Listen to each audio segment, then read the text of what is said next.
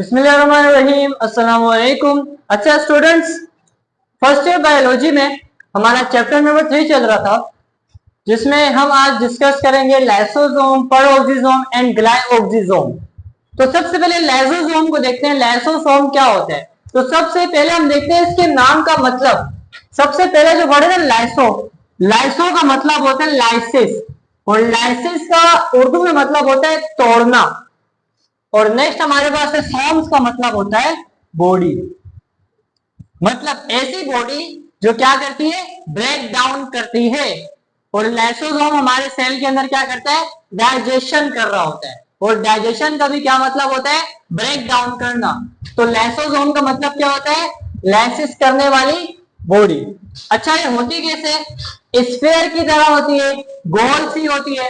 इसके बाद इसमें सिंगल मेम्ब्रेन होती है, ठीक है, एक मेम्ब्रेन होती है और स्फीयर की तरह होती है।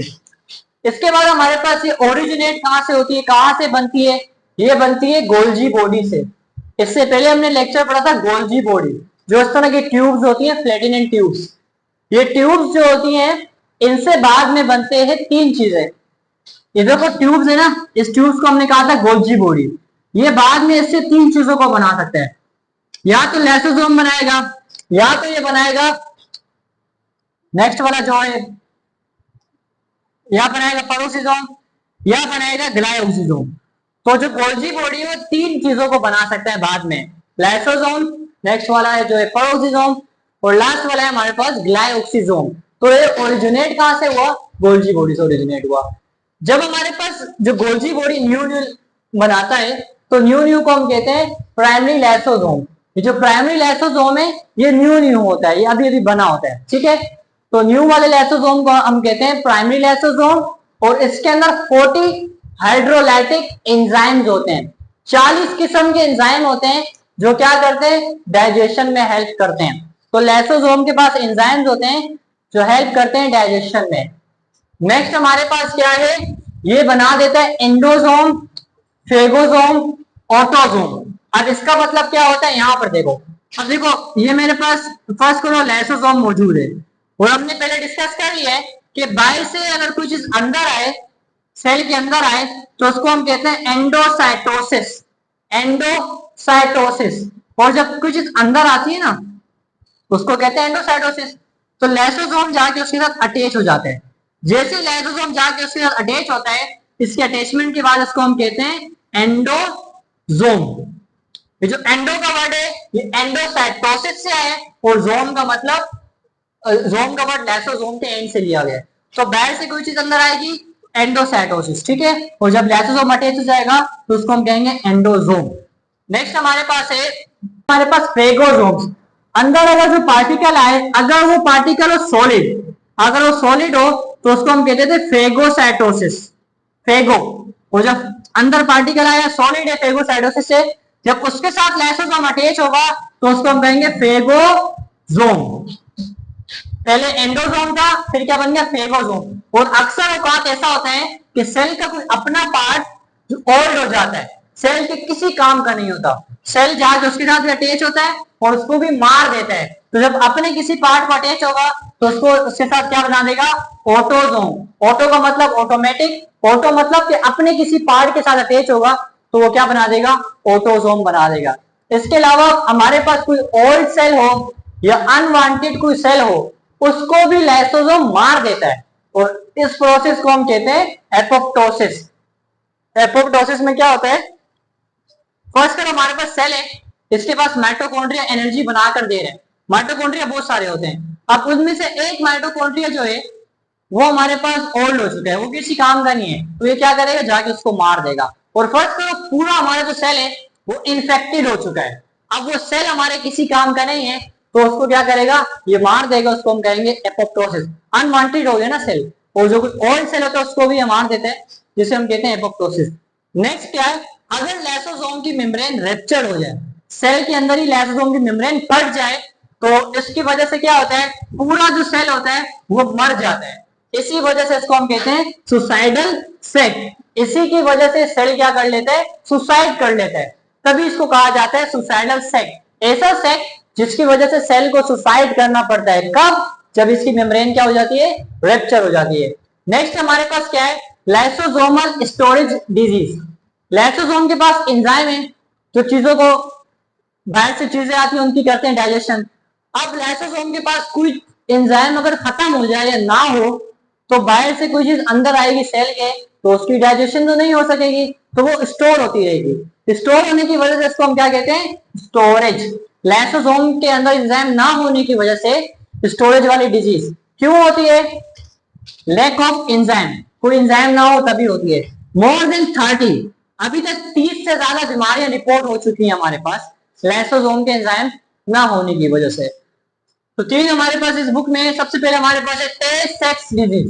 टे-सेक्स में क्या होता है, मेंटल रिटार्डेशन, याददाश्त जो होती है वो पीछे चली जाती है।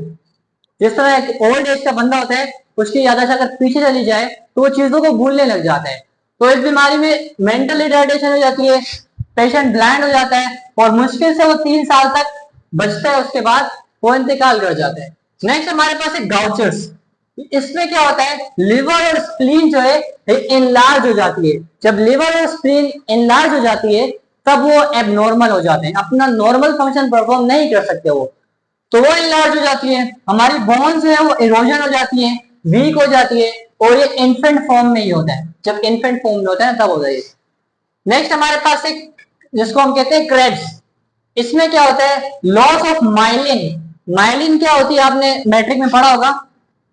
हमारे पास जो न्यूरॉन होता है, न्यूरॉन ऊपर उसका होता है, इधर होते हैं डेंड्राइट, नीचे होता है एक्सोन, ये हो गया डेंड्राइट, यहां पर होता है सेल बॉडी।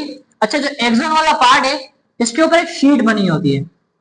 ये शीट क्या करती है, न्यूरॉन्स के अंदर से जो मैसेज जा रहा होता है वो इलेक्ट्रिकल फॉर्म में होता है।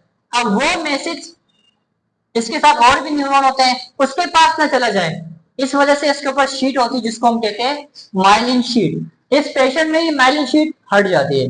इसके अलावा इसमें भी मेंटल रिटार्डेशन हो जाती है और इसमें 2 साल की उम्र में डेथ हो जाती है। तो ये हमारे पास ऑल अबाउट था लाइसोसोम के लिए। लाइसोसोम स्पेरिकल होता है, सिंगल मेम्ब्रेन होता है, गोल्जी से ओरिजिनेट होता है। स्टार्टिंग वाले को कहते हैं प्राइमरी लाइसोसोम, 40 हाइड्रोलाइटिक एंजाइम होते हैं उसके अंदर, एंडोसोम बनाता है, फेगोसोम बनाता है, ऑटोसोम बनाता है। ओल्ड सेल और अनवांटेड सेल को भी मार देता है, मेम्ब्रेन रप्चर हो जाए तो पूरा सेल सुसाइड कर देता है। लाइसोसोमल स्टोरेज डिजीज में क्या होता है, कोई एंजाइम खत्म हो जा रहा है या होता नहीं है। 30 किस्म की बीमारियां हमें देखी गई हैं, जिसमें 3 हमने डिस्कस कर ली। नेक्स्ट हमारे पास है परऑक्सीजोम। ये जो नेक्स्ट हमारे पास ऑर्गेनेल है ये भी स्फेरिकल होता है, सिंगल मेम्ब्रेन बाउंडेड होता है। ये भी, ये क्या करता है, formation and decomposition of toxic substance. इसका मतलब होता है जहरीली चीजें। तो ये क्या करते हैं, जहरीली चीजों को खुद बनाता भी है फिर उनको डिकम्पोज भी कर लेते हैं। जैसे कि एक एग्जांपल हमारे पास है H2O2, hydrogen peroxide. Hydrogen peroxide को यही बनाता है। हमारे पास एक और मॉलिक्यूल होता है, एक और हमारे पास कुछ बॉडी में सब्सटेंस होता है, वो ज्यादा नुकसानदेह होता है। तो ये परऑक्सीजोम क्या करता है, उससे हाइड्रोजन परऑक्साइड को बना देता है। ये थोड़ा कम नुकसानदेह लेकिन नुकसानदेह होता है। फिर बाद में इससे बना देता है वाटर को बना देता है, तो वाटर बन जाता है तो कभी हमें नुकसान नहीं पहुंचाता। तो ये टॉक्सिक सब्सटेंस की फॉर्मेशन भी करता है, डिकम्पोजिशन भी करता है। इसके अलावा ये भी कहां से ओरिजिनेट होता है, ये भी गोल्जी बॉडी से ओरिजिनेट होता है। एनिमल्स में भी पाया जाता है, प्लांट्स में भी पाया जाता है। एनिमल्स में क्या करता है, एनिमल्स में जो फैटी एसिड होते हैं उनकी ऑक्सीडेशन करता है, फैटी एसिड में ऑक्सीजन को ऐड करवाता है। इसके अलावा बनाता है एनिमल्स के अंदर फॉस्फोलिपिड और बनाता है आइसोप्रीनोइड जो बाद में स्टीरॉइड बन जाता है। ये तीनों बेसिकली लिपिड होती हैं जो एनिमल्स के अंदर ये बना रहा होता है, इसकी रिएक्शन करवा रहा होता है। अच्छा, प्लांट्स में जब होती है फोटो रिस्पायरेशन, प्लांट्स में रिस्पायरेशन जब लाइट की मौजूदगी में होती है तो उसको हम कहते हैं फोटो रिस्पायरेशन। और जब फोटो रिस्पायरेशन होती है तो प्लांट्स में एक सब्सटेंस बनते हैं जिसको हम कहते हैं ग्लाइकोलेट। ये प्लांट्स के किसी काम का नहीं होता। तो ये परऑक्सीजोम क्या करता है, इसको चेंज कर देता है किसी चीज में, एक और सब्सटेंस में जिसको हम कहते हैं ग्लाइसिन। ये एक अमाइनो एसिड है। इस अमाइनो एसिड से प्लांट बाद में प्रोटीन बना लेते हैं, इससे इनको कोई नुकसान नहीं होता। अच्छा, इनका स्ट्रक्चर देखें तो लाइसोसोम और इस वाले जो ये नेक्स्ट हमारे पास, दोनों का स्ट्रक्चर एक जैसा ही होता है। बाइल मेम्ब्रेन होती है जिसको कहते हैं लिपिड मेम्ब्रेन, बीच वाले पार्ट को हम कहते हैं कोर, और यहाँ पे लिक्विड होता है जिसे हम कहते हैं मैट्रिक्स। तो हमने क्या डिस्कस किया, हमने डिस्कस किया परऑक्सीजोम। ये स्फेरिकल होता है, इसकी भी सिंगल मेम्ब्रेन होती है, ये फॉर्मेशन भी करता है, डिकम्पोजिशन भी करता है टॉक्सिक सब्सटेंसेस की। जैसे कि हमारे पास H2O2 हाइड्रोजन पेरोक्साइड खुद बनाते हैं, खुद उसको हटाता है। ये ओरिजिनेट होता है इस गोल्जी बॉडी से। 3 काम करता है एनिमल्स में, और प्लांट्स में ये वाला काम करता है। इसके बाद लास्ट हमारे पास है जिसे हम कहते हैं ग्लाइओक्सिजोम। ये भी कहां से ओरिजिनेट होता है? ये भी गोल्जी बॉडी से ओरिजिनेट होता है। और ये भी कैसा होता है? ये भी स्फेरिकल होता है और इसकी भी सिंगल मेम्ब्रेन होती है, लेकिन ये प्लांट्स में पाया जाता है। ठीक है। और इसके अलावा ये कहां पर प्लांट्स की बॉडी में कहां पर पाया जाता है? Fat storing tissues. प्लांट्स की बॉडी में वो टिश्यूज जो फैट को स्टोर करते हैं, फैट को जो टिश्यू स्टोर करते हैं, वहां पर ये ग्लाइकोजिसोम पाया जाता है। जैसे कि हमारे पास सीड का एंडोस्पर्म। अब सीड का एंडोस्पर्म क्या होता है? इसको हम अगर आसानी से समझें तो हमारे पास जो बीज होता है ना, बीज, उसके एक साइड पर एम्ब्रियो होता है। एम्ब्रियो बेसिकली छोटा सा एक पौधा होता है जो उस प्लांट की औलाद होती है। और यहाँ पर इस पूरे वाले पार्ट में फूड स्टोर होता है in the form of endosperm, और लिपिड की फॉर्म में होता है। ठीक है।